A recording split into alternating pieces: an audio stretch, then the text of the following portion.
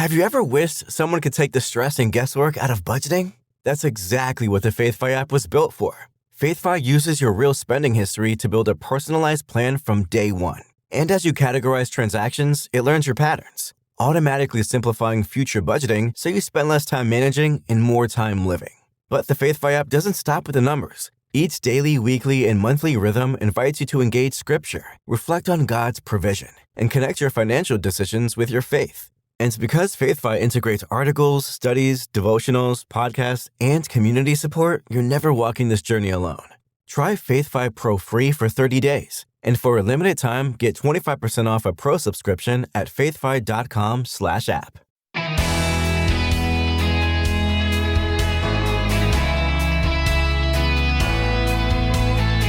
The world constantly tells us you need just a little bit more.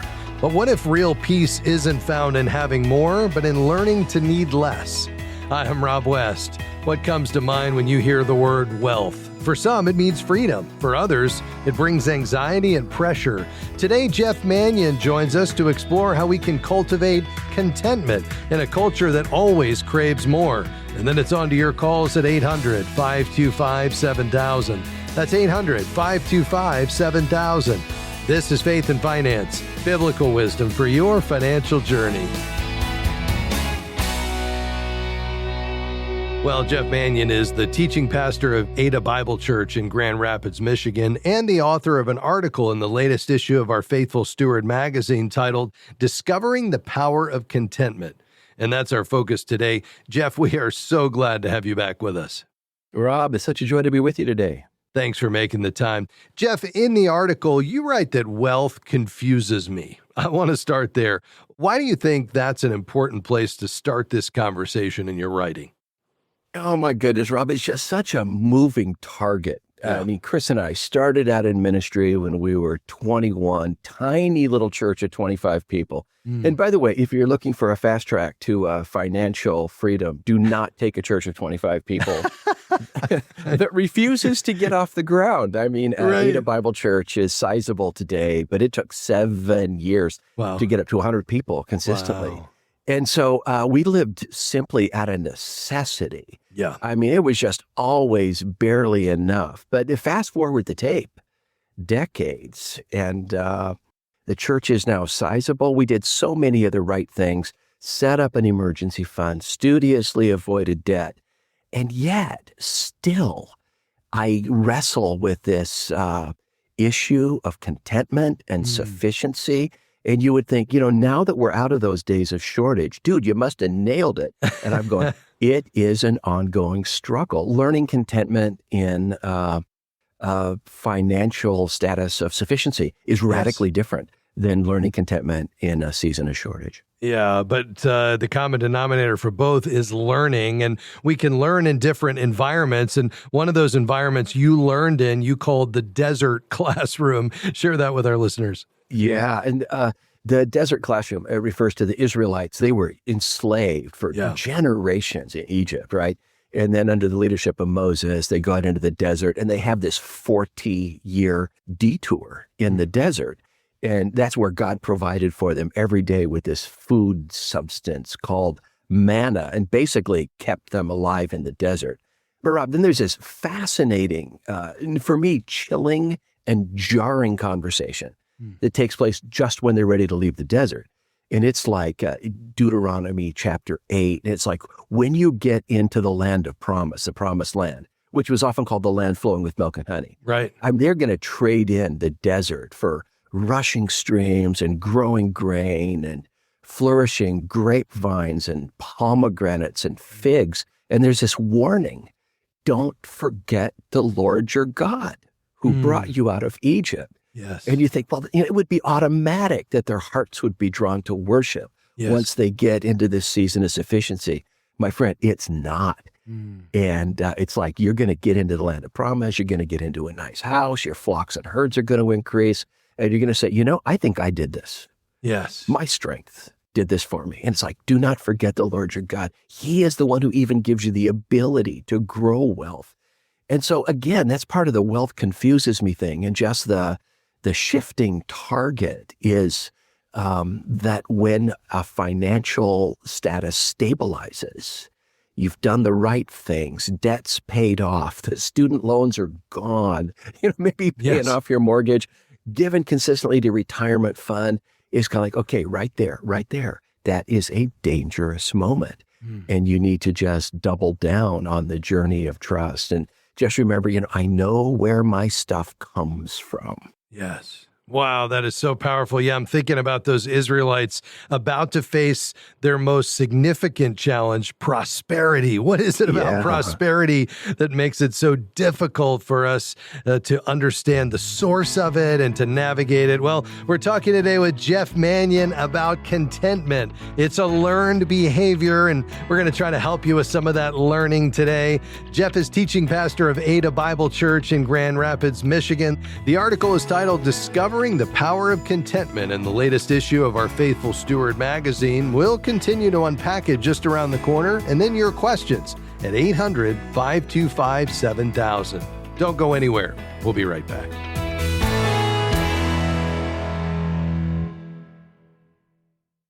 Have you ever started a budget only to watch it fall apart a few weeks later? You're not alone. The FaithFi app is the leading Christian budgeting app, combining smart budgeting tools, automated budgeting, and personalized insights with daily rhythms of scripture, short devotionals, and guided reflection. Manage God's money God's way. Start your free 30-day trial today to lock in 25% savings for a limited time at faithfi.com/app.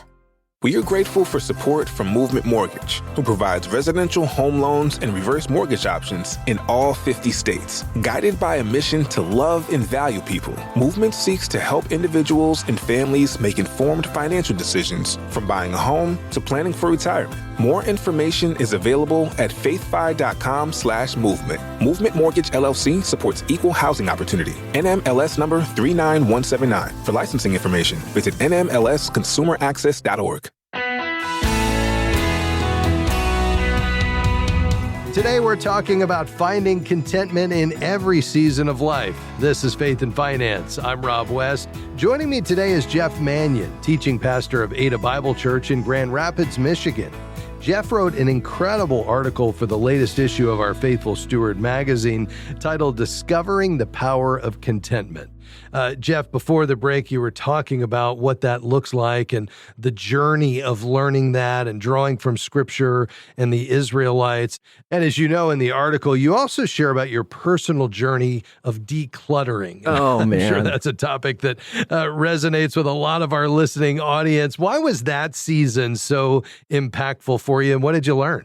Well, I think what happens is stuff grows. Yes. It's like it multiplies and reproduces. And suddenly our lives are filled with all this stuff. And I don't even remember where some of the stuff came from. Right. And so I went through this 7-week exercise where I gave away 5 items a day for 7 weeks. It's like 210 items. What? And when I say gave away, I don't mean generosity. This was like getting rid of 3 dozen CDs. I didn't listen to CDs anymore. And there they were hibernating, in a box in my basement. Right. A 40-piece dish set that we donated to a housing center that we hadn't used in like 2 or 3 years. And a drawer of T-shirts. It's like they followed me home from 5K races and conferences and events. It's enough to outfit a small village. Right. And so 210 items later, the experience I had was just, number one, coming in contact with the stuff that inadvertently surrounded myself with. But I felt 210 items lighter. Yes. I felt richer for having less. Right.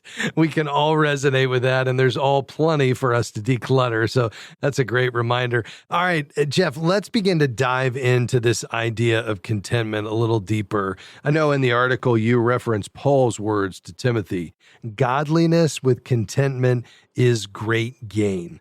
What does that look like in our lives today? Yeah, I think the words that we are seduced by are the words there and then. That is, I will only be at peace there and then. I will only be fully alive there and then. When we're able to break away from this monotonous routine and go on vacation there and then.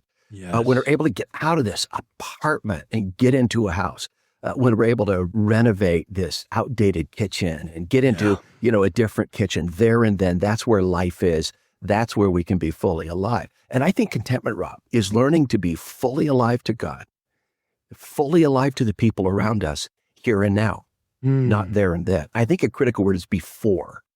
The more fully alive I am to God and people while I am in the apartment, the more it is likely that I'll be fully alive when we get in the house. Yeah. The more fully alive I am here now with imperfect people in an imperfect place, the more likely I will be fully alive when we go on vacation for a week. The more fully alive I am without the renovation, the more fully alive I'll be after the renovation. This renovation will not fix me. Yes. And there is not a mountain of Amazon boxes large enough waiting for me on my front porch to fill the empty space that is in me. And so I call it the school of contentment because in another place, Paul would say, I have learned to be content. Yeah. I think that's pivotal. It's not just that some people have the contentment DNA and others don't. Yes. I've learned to be content, whatever the circumstances. And by the way, those words were written by an inmate. Yes. He was not where he wanted to be. It's during a house arrest, imprisonment. And he goes, I had to learn to be content, whatever the circumstances. And so contentment is not gained by getting what we want. Yeah.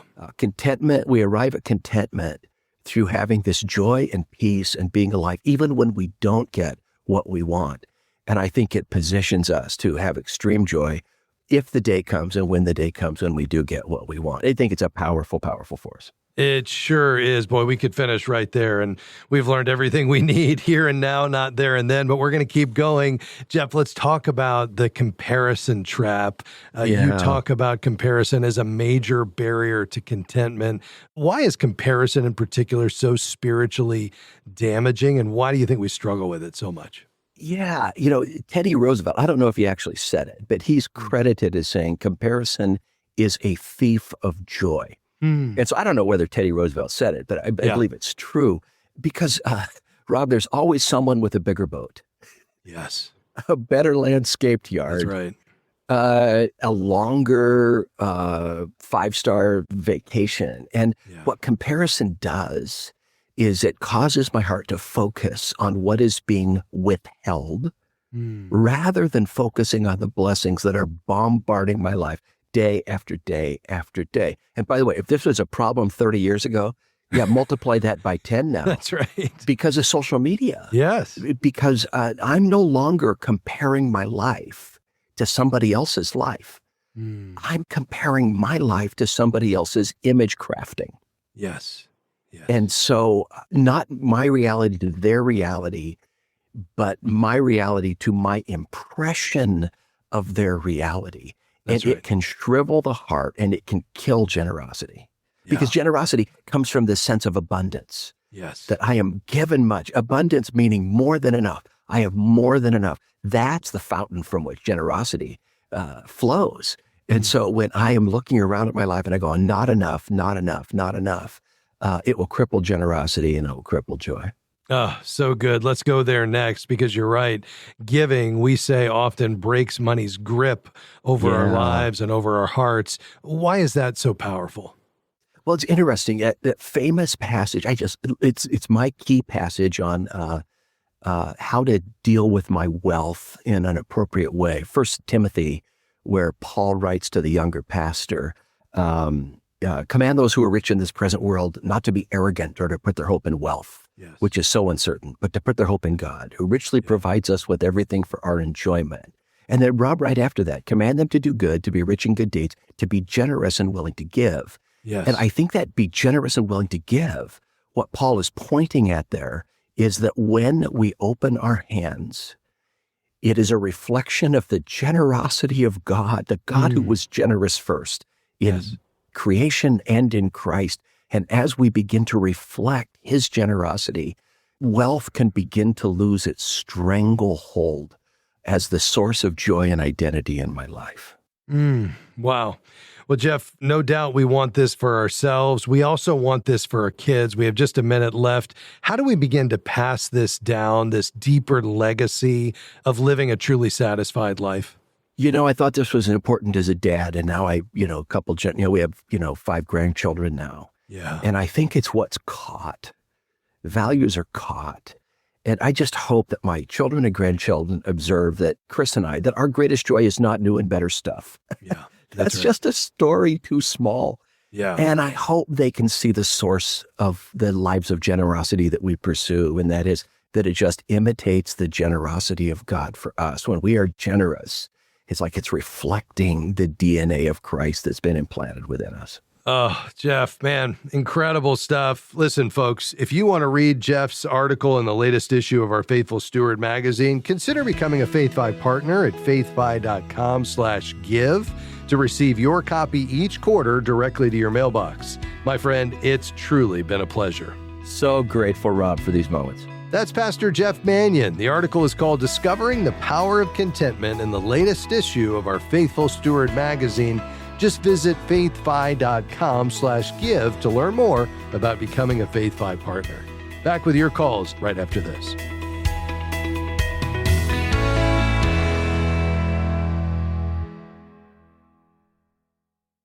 We are grateful for support from Praxis Investment Management. Since 1994, Praxis has offered investment products designed to meet practical needs for everyday investors seeking to steward their assets consistent with their desire to promote positive social and environmental impact. Praxis aims to bring a faith-based approach to ETFs, mutual funds, multi-fund portfolio solutions, and money market accounts reflecting their 500-year-old Anabaptist Christian faith tradition. More information is available at praxisinvest.com. Every day, thousands of women face an unexpected pregnancy, scared, alone, and unsure where to turn.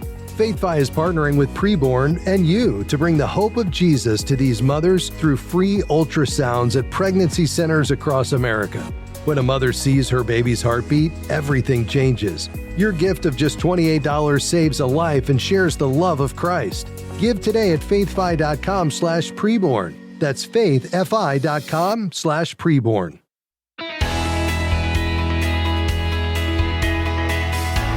Thanks for joining us today on Faith and Finance.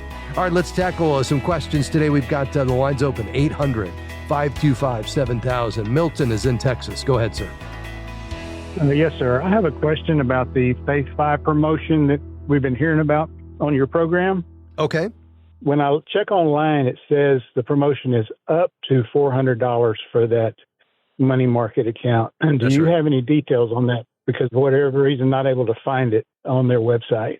Great question. Yeah, so what Milton is talking about is our friends at Adelphi Christian Banking, which is the merger between Christian Community Credit Union and Adelphi, now the largest Christian banking solution in the world. One of our longtime partners, and they've just been a wonderful partner for those that want a banking partner who's aligned with their Christian values. In addition to their 4% money market up to $100,000, they're offering specifically for FaithFi listeners a bonus of up to, and this is what Milton's talking about, $400 when you open new accounts. And the way that breaks out, Milton, has to do with which accounts you're opening. So it's a $100 bonus for a Harvest High Yield Checking that offers a checking account with 4% interest. Another $100 for a Harvest High Yield Savings, which has an APY of 5%, and then $200 for their Cash Rewards Visa. So if you were to do all three, you could get $400, and that's what it's talking about. That's broken out for you. If you head to faithfi.com/banking, and you scroll down to about the middle of the page, you'll see that bonus offer that's there, and you'll see how that $400 breaks out from those three products. Is that helpful? Yes, it is. Excellent. Milton, we appreciate your call today, sir. Thank you for being on the program. Let's stay in Texas. Michael, how can I help you? Hey, my wife and I have sold our house in Texas with a net gain of $200,000. We're about 6 years from retiring. We're moving to St. George, Utah. Currently, we lease a house there for $2,200 a month, which is a very nice house. Or we have the option to buy a condo for cash, but have a $300 HOA. An equivalent house to what we're leasing would cost about $150,000 more that we would have to finance and would still have like a $200 HOA.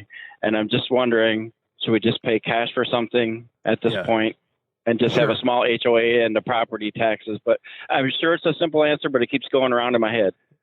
Yeah. So as you all talk about it, and obviously, you've lived out there, or you at least have a place out there. So you've spent, considerable time just in terms of the lifestyle, the location, which would suit you better. We're going to get to the financial side of it in a moment, but I want to just talk about, this is going to be your new home. So, talk to me about kind of how you all have thought through that. Well, the home that we're leasing is a 55-plus community, and it has all the amenities.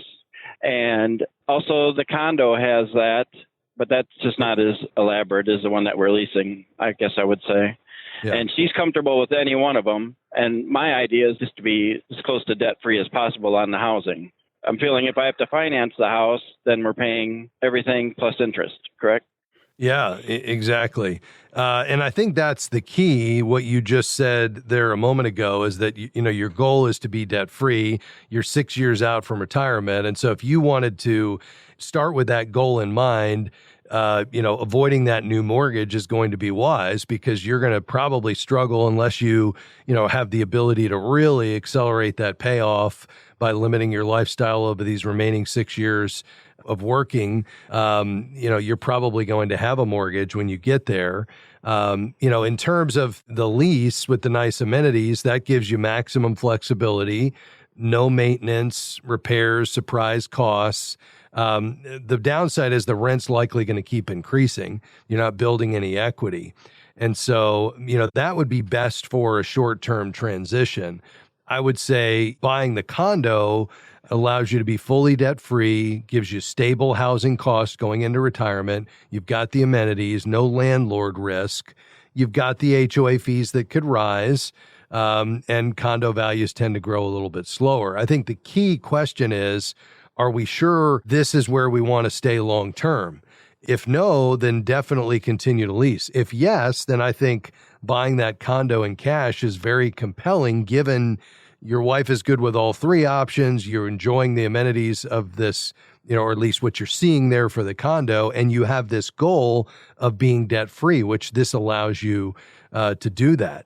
And so, I think the condo is probably the best option, just given everything you've described here, unless there's just something about being in a single family home that has more appeal to it, and you all could really buckle down and try to, pay off this mortgage, or at least get close to it by the time you transition into retirement.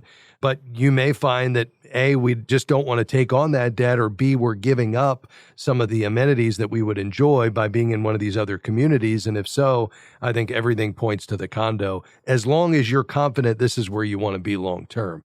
Does that make sense? Yeah, it does, Rob. Thank you. Okay. I'll run that by my wife, and yeah, I guess at worst case scenario, we could lease a condo down there and see if we like it. Yeah, you certainly could do that. And that allows you to get into that community. Are there leases available in that same community where you would be buying eventually? Yes, there are. Okay. Yeah, that's not a bad idea at all, because then you hang on to your cash. We've still got, decent interest rates right now that allow you to keep it safe and liquid and get some good interest on it, and allows you to get into that community and kind of try before you buy, because, the last thing we want to do is spend all the closing costs and the taxes and the realtor fees and just all of the things that come with buying if you're not sure. And you may find that 6 months or a year later, you say, this is not the community for us, and that would have been time well spent. It would also allow you to figure out which unit do we want to be in, which level do we want to be on, assuming there's multiple, levels involved in this thing. I think the only other thing to consider, Michael, is just, which is the best place for you to be as you age. So many of these homes are just not built for people, as they age. And, a lot of that comes down to, is there multiple levels and things like that? So you want to, factor that in also. But I think, especially given that you're going to locate to a new state in terms of you've never lived there on a year-round basis, and that you really want to remain debt-free, I think getting to a place where you can try before you buy is probably a good idea. So I would say, you guys either head out there and you just feel like, no, this is it, we're going to go ahead and buy it, or no, we're going to lease in here looking to buy, but really spend some time making sure this is the right thing for us. I think either of those would suit you really well. All right. Well, thank you very much, Rob. That made it a little bit more clearer for me. And I'll Absolutely. run that by my Teresa, and hopefully everything will work out great. So Very good, Michael. Hey, listen, I want to send you a book. It's called An Uncommon Retirement. It's by my friend Jeff Hainan, and he's done some deep work on really thinking about this fourth quarter of life through the lens of biblical wisdom. I think it'll be an encouragement to you as you think about preparing for this next season of life. So stay on the line. We'll get your information. We'll put that in the mail as our gift to you. Appreciate you being on the program today. Hey, big thanks to my team today, Pat, Sandy, Devin, Jim, and everybody here at FaithFi that makes this possible. I certainly couldn't do this without them. We'll see you next time. Bye-bye. Faith and Finance is provided by FaithFi and listeners like you.